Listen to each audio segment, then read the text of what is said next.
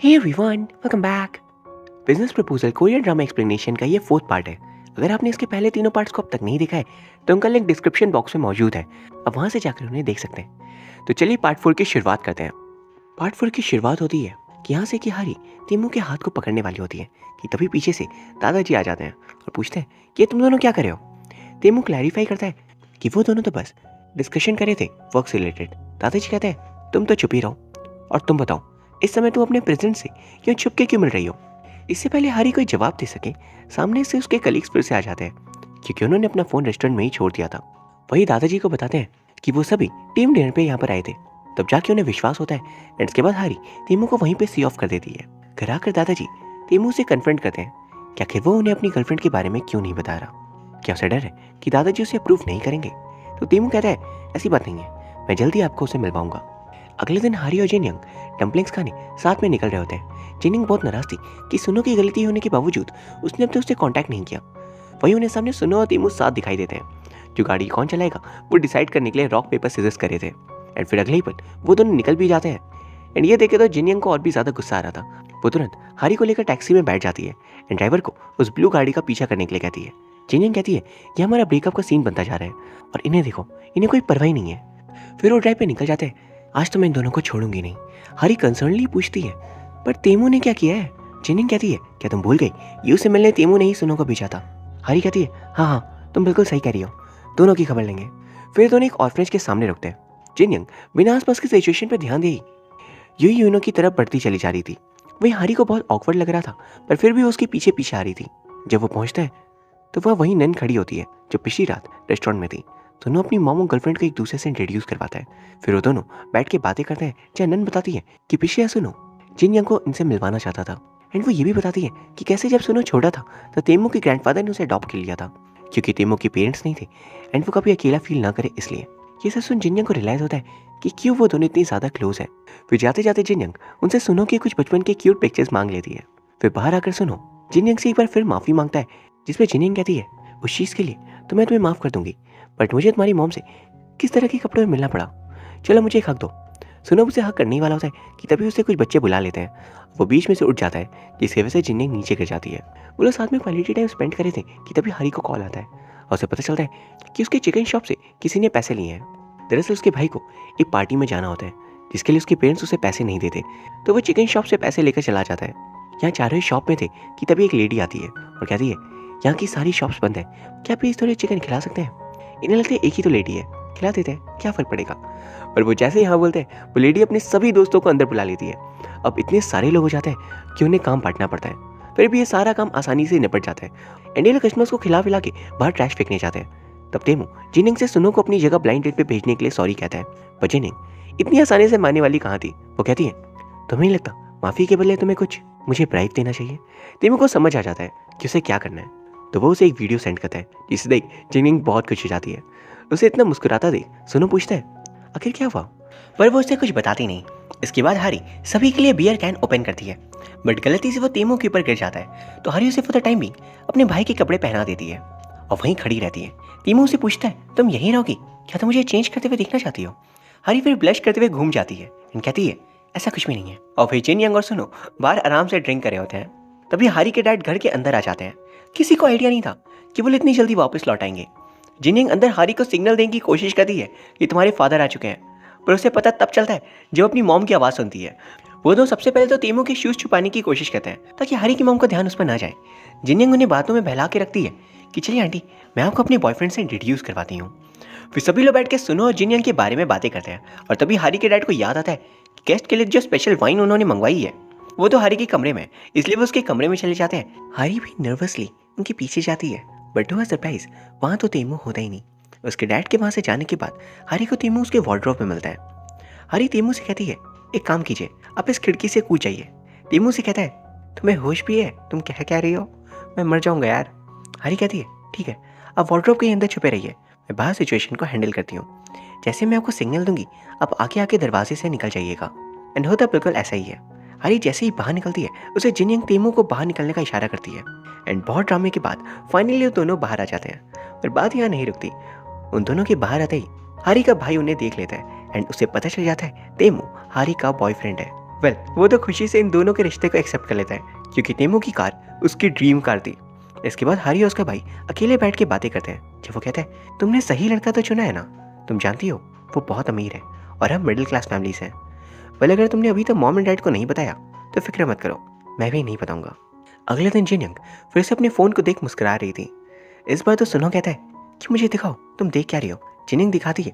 तेमू ने उसे सुनो का एक क्यूट वीडियो भेजा है जिसमें वो ड्रंक होके वाइन कर रहा होता है। प्लीज़ जिनयंग मुझे छोड़ना मत, आई मिस यू। सुनो बहुत ही एम्बैरेस हो जाते हैं देखकर। एंड वही मिनो हारी के चिकन शॉप में आता है जहाँ उसे पता चलता है कि उसी की गर्लफ्रेंड ने उसे मिलने के लिए बुलाया है। वही मिनो की गर्लफ्रेंड ड्रंक हालत में उसे पूछती है तुम क्या करना चाहती हो। कॉलेज में तुम्हें पता था कि मिनो तुम्हें पसंद करता है पर मैं नहीं, पर फिर भी जब मुझे पता चला कि तुम मिनो को पसंद करती हो इसलिए मैंने उसे डेट किया। तुम्हें भी ये पता था कि मैंने उस पर चीट किया था तो तुमने उसे बताया क्यों नहीं, और तुम अब अचानक उसे मुझसे छीनना चाहती हो। हारी कहती है मिनो की दुनिया तुमसे ही शुरू होकर तुम्हीं पे ख़त्म होती है, इसलिए मैंने उसे नहीं बताया। पर अब मुझे लग रहा है कि उसे तुम्हारे इस गंदे करतूतों के बारे में मुझे बता देना चाहिए था। एपरेंटली ये सारी बातें मिनो सुन लेता है और जब हारी वहाँ से जाने लगती है तो वो उसके पीछे आता है। हारी उसे कहती है तो फिर से गलती कर रहे हो, अब मैं तुम्हारी लाइफ में नहीं हूँ, बेहतर होगा तो अपनी गर्लफ्रेंड के पास जाओ। ऐसा बोल के वो वहाँ से चली जाती है। एंड क्योंकि उसका मूड बुरी तरह ऑफ होता है तो वो जाके तेमू को कॉल करती है। तेमू कहता है हुआ क्या है, क्या तुम मुझे मिस करी हो, कहो तो यहाँ आ जाता हूँ तुमसे मिलने। हारी कहती है नहीं नहीं, कल ऑफिस के बाद हम एक प्रॉपर डेट पे चलेंगे। एंड अगले दिन ऑफिस में टीम लीड और मिस्टर गाय के बीच में बातचीत बंद हो रखी थी।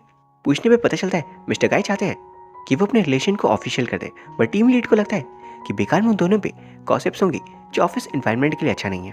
वहीं दूसरी तरफ दादाजी को यू की मॉम ने हारी और तेमू के पिक्चर्स भेज दिए थे। अब वो ये भी बताती है इन दोनों का चक्कर चल रहा है। दादाजी ऑफिस से हारी की डिटेल्स निकलवाते हैं जो उन्हें ये भी अंदाजा होने लग गया था कि शिन हारी ही शिन क्यों में है। और वह हर बात से बेखबर दोनों कपल रेडी होते हैं डेट पे जाने के लिए।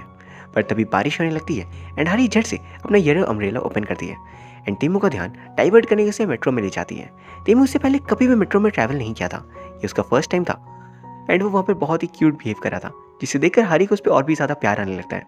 मेट्रो से उतरकर हारी उसे फ्लावर शॉप में ले जाती है जहाँ से तेमू उसे एक बड़ा सा बुकेट खरीद कर देता है। देन दोनों फाइनली डिनर करने जाते हैं एंड थोड़ी देर बाद तेमू को ऑफिस से किसी का कॉल आता है।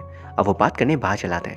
इतने में दिखाया जाता है कि हारी भी बाहर आती है और बाहर हो रही बारिश को देख के सोचती है कि कैसे उसे कुछ दिन पहले ही तेमू की बारिश को लेकर ट्रॉमा के बारे में पता चला। असल में उसने ऑफिस में किसी को इस बारे में बात करते हुए सुन लिया था। फिर वो जाकर तेमू की बगल वाली सीट पर बैठ जाती है जो तेमू को थोड़ा और लगता है। एक्चुअली सिर्फ यही नहीं, उसे रियलाइज़ होता है कि हारी को उसके इस ट्रॉमा के बारे में पता है। तभी जब बारिश शुरू हुई थी उसने तुरंत अम्ब्रेला ओपन किया एंड उसे मेट्रो के अंदर ले गई। वहाँ से निकलने के बाद उसने लड़कियों को बात करते हुए सुना कि अभी भी बारिश हो रही है, इसलिए वो उसे फ्लावर शॉप ले गई और वो लोग तभी बाहर निकले जब बारिश बंद हो गई। हारी कितना केयरिंग नीचे देख तेमू उसे किस कर लेता है और फिर बाहर आके उसे कहता है तुम मेरी गर्लफ्रेंड हो, मुझे अपनी लाइफ की इस इंपॉर्टेंट चीज़ के बारे में तुम्हें पहले ही बता देना चाहिए था। हारी कहती है सबकी लाइफ में कुछ ना कुछ ऐसा होता है जो वो हर किसी से शेयर नहीं कर सकते, तो इसमें बुरे फील करने की कोई बात नहीं, मैं इंतज़ार करूँगी। इसके बाद तेमू एक मीटिंग के लिए चला जाता है और हारी चली जाती है दादाजी से मिलने। तो हाँ, उस खबर को सुनने के बाद दादाजी ने उसे मिलने बुलाया होता है बिना तेमू को पता चले, और दादाजी उससे सीधी बात नो बकवास बोल देते हैं कि तुम बस एक एम्प्लॉय हो और तेमू CEO। अगर ये बात किसी को पता चली तो सबसे ज़्यादा बदनामी तुम्हारी होगी, इसमें मैं तुम्हारे भले के लिए कह रहा हूँ, तेमू को भूल जाओ। ये बोल के वो वहाँ से जा रहे होते हैं कि तभी उन्हें कॉल आता है कि तेमू का एक्सीडेंट हो गया। जैसे तेमू को बीच रास्ते में ही पता चल गया था कि हारी दादाजी से मिलने गई है, इसलिए वो फुल स्पीड से वापस लौट रहा था कि तभी उसके एक बाइक वाले से टक्कर हो जाती है। मोरल ऑफ द स्टोरी, कभी भी तेज ड्राइव मत करना। दादाजी जल्द से हॉस्पिटल पहुंचते हैं। उनके पीछे हारी भी टैक्सी में हॉस्पिटल आती है क्योंकि उसे तेमू की बहुत फिक्र हो रही थी, लेकिन दादाजी उसे वहाँ देख के बिल्कुल भी खुश नहीं होते। हारी उनसे कहती है ग्रैंडपा आप प्लीज़ मेरी बात सुनिए, लेकिन दादाजी उसे डांटते हुए कहते हैं मुझे ग्रैंडपा मत कहो, तुम्हारा कोई हक नहीं बनता। तभी वहाँ पे तेमू आता है जिसके हाथ पे फ्रैक्चर हुआ था। ग्रैंडपा उसे पूछते हैं तुम्हें और कहीं तो नहीं लगी, पर तेमू बिना जवाब दिए हारी को देखने लगता है। हारी कहती है मुझे लगता है अब मुझे यहाँ से चलना चाहिए, पर तेमू उसे रोक लेता है। ग्रैंडपा कहते हैं तुम लोगों ने मुझे बेवकूफ़ बनाया एक रिलेशनशिप का नाटक करके। तेमू कहता है ये नाटक नहीं है, मैं सच में हारी को पसंद करता हूँ। फिर नेक्स्ट सीन में हारी के वहाँ से जाने के बाद तेमू दादाजी को कह देता है कि मुझे नहीं लगता कि मैं किसी और लड़की को हारी जैसा प्यार कर पाऊंगा, लेकिन अगर आप ये चाहते हैं कि मैं सब कुछ भूल कर पूरी तरह काम पे फोकस करूं तो मैं कभी भी शादी नहीं करूंगा, और आप जो करें उसे कंटिन्यू रखिए। जिनिंग हारी को हॉस्पिटल से पिकअप करने ले जा रही होती है कि अचानक बारिश शुरू हो जाती है एंड हारी को तेमू की चिंता होने लगती है, तो वो जिनिंग को वापस गाड़ी घुमाने के लिए कहती है जब ग्रैंडपा उसे भीगी हालत में हॉस्पिटल में दिखते हैं तो बिना कुछ कहे चले जाते हैं। और सुनो, हरी को तीमू के पास लेकर आता है। तीमू विंडो के बाहर से बारिश को देख रहा था और हरी से पूछता है, क्या तुम मुझे मिस करी थी? हरी उसके पास में आके खड़ी हो जाती है और वो भी बाहर देखने लगती है। तीमू कहता है, वो सोल टावर देख रही हो? ग्रैंडपा इसे क्रिसमस ट्री कहते हैं क्योंकि ये बिल्कुल वैसे ही लगता है। फिर वो अपने मॉम एंड डैड के एक्सीडेंट के बारे में बताता है कि उस दिन उसका बर्थडे था और उसके पेरेंट्स बाहर गए हुए थे। वो बहुत जिद करता है कि जल्दी वापस आओ, पर इतनी तेज़ बारिश हो रही थी कि तीमू के डैड कुछ क्लियरली देख नहीं पाते एंड उनकी कार का एक्सीडेंट हो जाता है। तब से ही उसे ऐसा लगता है कि शायद उसके पेरेंट्स उसे हेट करते होंगे क्योंकि इन सब का जिम्मेदार वो है। इन सब बातों को सुन हरी की आंखों में आंसू आ जाते हैं और वो तीमू से पूछती है, तो आपके इस एक्सीडेंट का जिम्मेदार आप मुझे मानते होंगे ना, क्योंकि आप मुझे बचाने आ रहे थे एंड तभी आपका एक्सीडेंट हुआ। तीमू तुरंत उसकी तरफ देखता है एंड कहता है, बिल्कुल नहीं, मैं ऐसा सोच भी नहीं सकता कि तुम्हारे कारण मेरा एक्सीडेंट हो। हरी कहती है, बिल्कुल इसी तरह आपके पेरेंट्स भी कभी भी आपको उनके एक्सीडेंट का जिम्मेदार नहीं समझ सकते। वो तो आपकी परवरिश देख के बहुत खुश होंगे। फिर वो उसे अपने गले लगा लेती है एंड फिर अगली सुबह हरी की आँख खुलती है। वो वहीं तीमू के पास हो गई थी, पर जब वो अपने घर पहुंचती है तो उसकी मॉम को लगता है कि वो इतनी सुबह ऑफिस के लिए निकल रही है। पर उसका जिनिंग इंतजार कर रही होती है क्योंकि उसने अपना फ़ोन उसी के पास छोड़ दिया था। लेकिन यहाँ पे बुरी खबर यह है कि ड्रंक होकर मिनो की गर्लफ्रेंड ने सोशल मीडिया पे हरी और तीमू के रिलेशन की सारी बातें लीक कर दी थी। ये सुनकर ऑफिस के लोग भी उसके डिपार्टमेंट ऑफिस में जाके पूछने लगते हैं कि ये सब कुछ सच है क्या। टीम लीड अपनी कलीग से कहती है, मैंने जो पेपर्स बाहर लगाने कहा था, क्या तुमने वो नहीं लगाया? वो सब एक पेपर उठाते हैं जिसमें लिखा होता है, बाहरी लोगों का अंदर आना मना है। फिर वो कहते हैं, पर हम तो ऑफिस के ही लोग हैं। तभी वहाँ हरी आती है और सब कुछ शांत हो जाता है। उसे देख के टीम लीड चिल्ला के पूछती है, तुम इतनी लेट क्यों हो और तुमने मेरा कॉल क्यों नहीं उठाया? उसे इतने गुस्से में देख सारे लोग बाहर चले जाते हैं और हरी कहती है, मेरे पास मेरा फ़ोन नहीं था। फिर टीम लीड कहती है, हमारा प्रोजेक्ट हमसे छीन लिया गया है और टीम 3 को दे दिया गया, इसलिए हमने डिसाइड किया है कि आगे से किसी भी प्रोजेक्ट में हरी इन्वॉल्व नहीं होगी ताकि ऐसी सिचुएशन फिर से क्रिएट ना हो। हरी को बुरा लगता है कि उसकी वजह से सबका नुकसान हो रहा है। फिर लंच टाइम के दौरान सारे टीम मेंबर्स हॉल में बैठे बातें कर रहे थे। हरी को देख सभी चुप हो जाते हैं। कुछ देर बाद 2 लोग आके उनके साइड में बैठते हैं और वो हरी के बारे में गॉसिप चालू कर देते हैं कि ये लड़की तो इतनी सुंदर भी नहीं है, ज़रूर उसे अवार्ड्स भी मिस्टर तीमू ने इसलिए दिए होंगे। तो मिस्टर गाय जाके उन दोनों का मुंह बंद करके ये कहते थे कि हरी बहुत ही मेहनती है, इतनी कि मैं उसका सीनियर हूँ, तभी उसने मुझे पीछे छोड़ दिया, इसलिए वो जो भी है अपने दम पर है। एंड एक बात याद रखना, हरी तुमसे कई गुना ज़्यादा सुंदर है। वहाँ बैठ के उसके कलीग्स भी उसका फुल सपोर्ट करते हैं। एंड ये सब देख के हरी बहुत ज़्यादा इमोशनल हो जाती है और गिरते पड़ते उन्हें जाके गले लगा लेती है। फिर हम देखते हैं रात को हरी अपने कमरे में सोने की तैयारी करी होती है।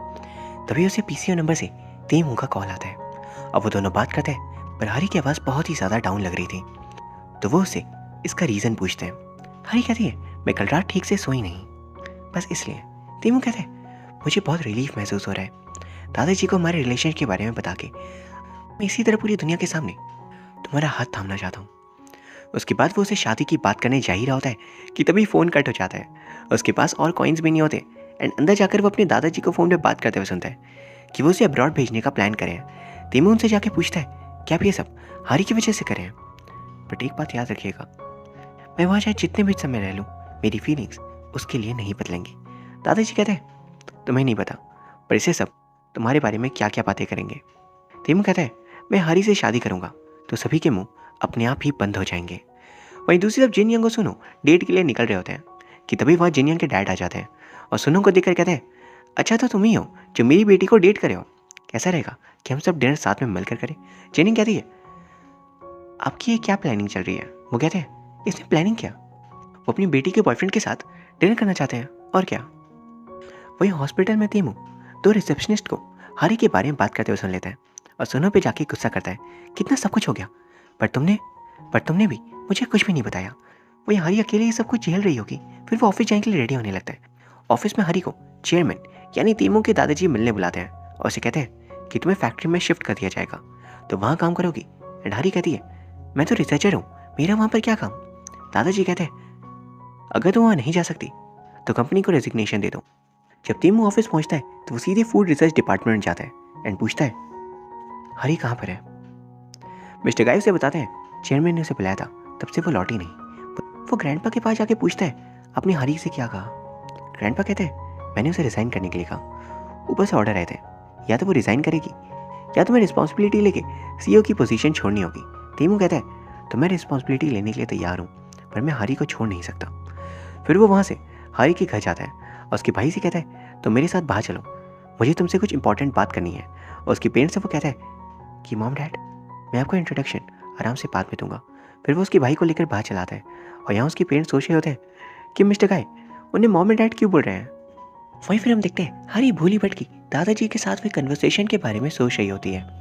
रेजिग्नेशन का नाम सुनते ही हारी उनसे कहती है मैं रिज़ाइन हरगिज़ नहीं करूँगी। मैंने जो डिशेस बनाई है वो टॉप 5 में आती है और मैंने उनके लिए बहुत मेहनत की है। अगर प्यार करना गुनाह है तो मैं कल्प्रिट हूँ, बट रिज़ाइन क्यों, वो कभी नहीं होगा। ये सोचते हुए हारी क्रिंज कर रही होती है कि उसे लास्ट वाली लाइन बिल्कुल नहीं बोलनी चाहिए थी। फिर टीमू हारी के भाई से हारी के बारे में पूछता है, पर उसे कुछ पता नहीं होता, तो वो उसे उसका फ़ोन मांगता है। लेकिन हारी का भाई उसे वियर्डली घूर रहा था, तो टीमू उसके कंधे पे हाथ रख के उससे ब्रदर इन लॉ कहता है। ये सुन के वो खुश हो जाता है एंड कहता है आप फिक्र मत करिए, आपका रिलेशन जल्दी ठीक हो जाएगा। पीछे से उसके पेरेंट्स आते हैं और पूछते हैं किसकी बात कर रहे हो, और अंदर भी तुमने हमें मॉम एंड डैड बोला, क्या तुम और हारी डेट कर रहे हो, तुम्हें अपनी उम्र देखनी चाहिए। और वो उसे मारने लगती है। टीमू जल्दी से फ़ोन लेके भागता है और फिर हारी का भाई उन्हें समझाता है कि आप ये क्या कर रहे हो, वो शख्स मिस्टर गाय नहीं बल्कि कंपनी का सीईओ है और वो बहुत ही ज़्यादा सक्सेसफुल है। वही सुनो और जिन उसके डैड के साथ डिनर पे जाते हैं, जब उसके डैड सुनो से पूछते हैं तो तुम टीमू के साथ बड़े हुए हो, उनकी कंपनी के लिए काम करते हो, तो तुम्हारे लिए उस कंपनी को छोड़ना मुश्किल नहीं होगा। जिनिंग कहती है आप ये कैसी बात कर रहे हैं, जिस पर उसके डैड कहते हैं आखिर मैं अपने होने वाले दामाद से इतना तो पूछ ही सकता हूँ, आगे चलकर इसे ही मेरी कंपनी संभालनी होगी। इसका मतलब जिनिंग की फादर को इनके रिश्ते से कोई प्रॉब्लम नहीं होती।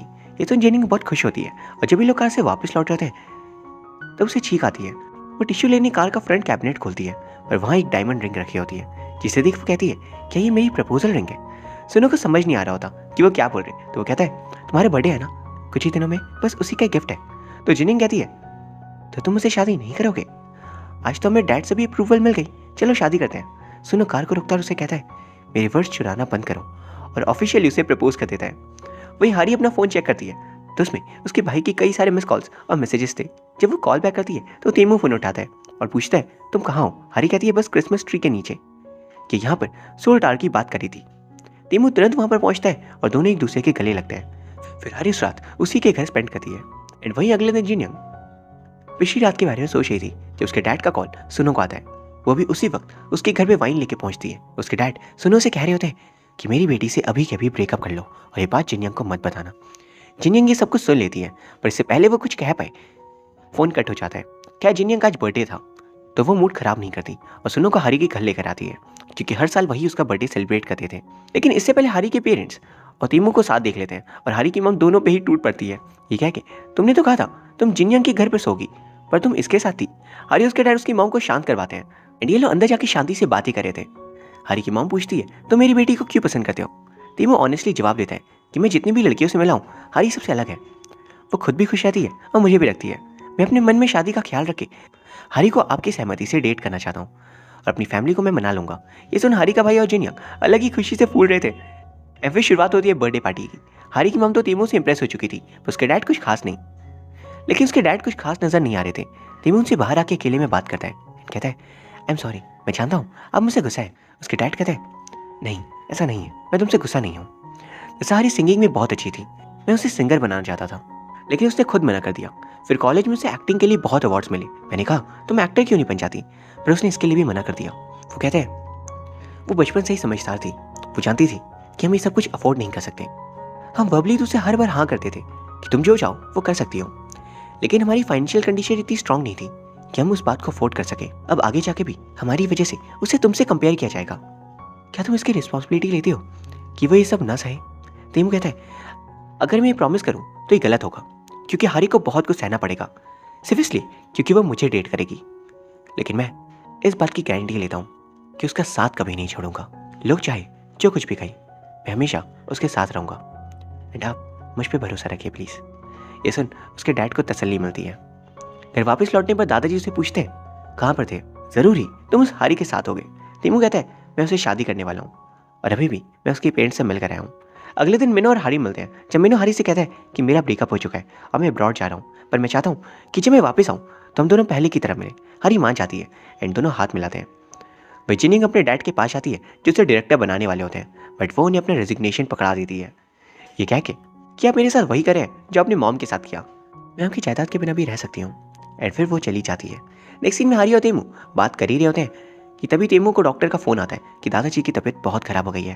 पर इससे पहले वो फ़ोन काटे वो सुनता है कि सब कुछ फेक है एंड ये नाटक दादाजी इन दोनों का ब्रेकअप करवाने के लिए कर रहे हैं। इसलिए इसे हैंडल करने के लिए तेमू की जगह हारी उनसे मिलने जाती है। दोनों खूब सारी बातें करते हैं एंड स्पीच वो बिल्कुल भूल गए थे कि वो उनसे नाराज़ है। जब उन्हें याद आता है तो वो फिर बिना कुछ कहे सोने लगते हैं एंड हारी उनके लिए धीमी आवाज़ में गाना गाती है जो उन्हें बहुत पसंद भी आता है। यही जिनयंग अपने डैड से सारे कनेक्शन तोड़ने के बाद बहुत ज़्यादा उदास थी। सुनो उससे पूछता है अब तुम क्या करोगी। जिनयंग कहती है मैं अपना बिजनेस स्टार्ट करूंगी, ये मेरा हमेशा से एक सपना था। सुनो फिर अपनी सेविंग्स लाता है और कहता है कि मैं तुम्हें नहीं दे रहा बल्कि तुम्हारे बिजनेस पे पहला इन्वेस्टर बन रहा हूँ। पर शर्त यह है तुम्हारा प्रपोजल अच्छा होना चाहिए। जिनयंग कहती है तुम उसकी फिक्र मत करो, मेरे पास एक परफेक्ट प्लान है। एंड प्लान के बाद वो उसे प्यारी सी किस देती है। वही लॉबी में डॉक्टर्स आके बताते हैं कि दादाजी को सच में कोई बीमारी है एंड इसके लिए एक सर्जरी करवानी होगी। जब बहुत टाइम तक दादाजी को हॉस्पिटल से डिस्चार्ज नहीं किया जाता तो उन्हें डाउट होता है और वो जाके डॉक्टर और तेमू बात सुन लेते हैं एंड अंदर घुसकर पूछते हैं क्या बीमारी है मुझे। डॉक्टर कहते हैं इसकी लाश कोरिया में नहीं है, आपने ऑलरेडी इतनी सर्जरी करवाई है कि एक और सर्जरी की लोड आपकी बॉडी नहीं ले पाएगी। द नेक्स्ट डे सुनो और तेमू बहुत लंबे अरसे के बाद दादाजी के साथ फिशिंग करने आते हैं। सुनो भी उन्हें पहली बार चेयरमैन नहीं बल्कि ग्रैंडपा करके बुलाता है। शाम को कांग तेमू हारी से मिलने जाता है और उसे बताता है कि दादाजी के इलाज के लिए वो उन्हें बाहर लेकर जा रहा है, तो तब तक वो उसका इंतजार करे। हारी भी इस बात को समझती है। इन दोनों एक दूसरे को दोबारा मिलने से पहले एक फाइनल हक करते हैं। फिर ऐसे 1 साल का वक्त बीत जाता है। अब हारी और टीम लीड एक टीम में काम कर रहे होते हैं। मिस्टर गाय दूसरे टीम में टीम लीड बन चुके थे और खास बात तो ये थी कि दोनों ही टीम लीड्स की शादी हो चुकी है। ये लोग अभी भी पहले जितने ही लड़ते हैं लेकिन एक दूसरे से बहुत प्यार भी करते हैं। वही जिनयंग को हमें दिखाया जाता है जो सुनो का वेट करी थी। वो अपना प्रेजेंटेशन घर पर ही भूल गई थी तो सुनो वो लेकर आता है। उससे जिनयंग के लिए 1 साल का ब्रेक भी लिया हुआ था ताकि वो अपने बिजनेस पे फोकस कर सके। जाते जाते सुनो उसे आई लव यू कहता है एंड जिनयंग उसे आई लव यू टू कहती है। इन दोनों की कहानी यहीं खत्म हो जाती है। मीनवाइल कांग तेमू हरी को वीडियो कॉल करता है। हरी से पूछती है कि दादाजी की तबीयत कैसी है तो वो बताता है डॉक्टर ने कहा है कि वो बिल्कुल ठीक है। पर कुछ ही मिनटों में उसे दूसरे ऑफिस का कॉल आता है तो वो उस पर लग जाता है। हरी डॉल से कहती है कि तेमू ने अच्छा नहीं किया और वो सो जाती है। सुबह उसका भाई उसे उठाता है और तेमू के डेटिंग स्कैंडल के बारे में बताता है। हरी को विश्वास नहीं होता। फिर वो थोड़ा इनसिक्योर थी। वो तेमू को कॉल्स करती है और मैसेजेस भी, पर वो किसी का भी जवाब नहीं देता। हरी को बहुत गुस्सा आ रहा था। वो टीम लीड को फोन करके कुछ दिनों के लिए न्यूयॉर्क वेकेशन मांग लेती है एंड जल्दी बनती है तेमू को सबक सिखाने के लिए। पर जिस टैक्सी से वो जाने वाली होती है उसमें से तेमू बाहर निकलता है एंड पूछता है मैं तुम्हें सरप्राइज देने आया हूँ और तुम मुझे ही छोड़कर जा रही हो। हरी उसे स्कैंडल के बारे में साफ साफ पूछती है। तेमू कहता है कि उस लड़की के पेरेंट्स उसकी पसंद की शादी के खिलाफ थे तो उन्होंने ये स्कैंडल किया है। हरी को उस पर भरोसा होता है तो वो मान जाती है एंड दोनों फाइनली 1 साल बाद एक दूसरे को हक करते हैं एंड एक छोटी सी वॉक पे जाते हैं। तेमू कहता है कि दादाजी नेक्स्ट वीक यहाँ पर आएंगे, पर उन्होंने मुझे तुम्हें ये देने के लिए कहा है। फिर वो उसके सामने रिंग बॉक्स खोलता है एंड उसे आखिरकार प्रपोज करता है। हरी कहती है मैं सोच के बताऊंगी। तेमू कहता है इसमें तुम्हारा ही नुकसान है क्योंकि तुम्हें पता है ना मैं कई सारी चीज़ों में माहिर हूँ। और इसी तरह ये खूबसूरत सी कहानी खत्म हो जाती है उन दोनों को साथ दिखाते हुए।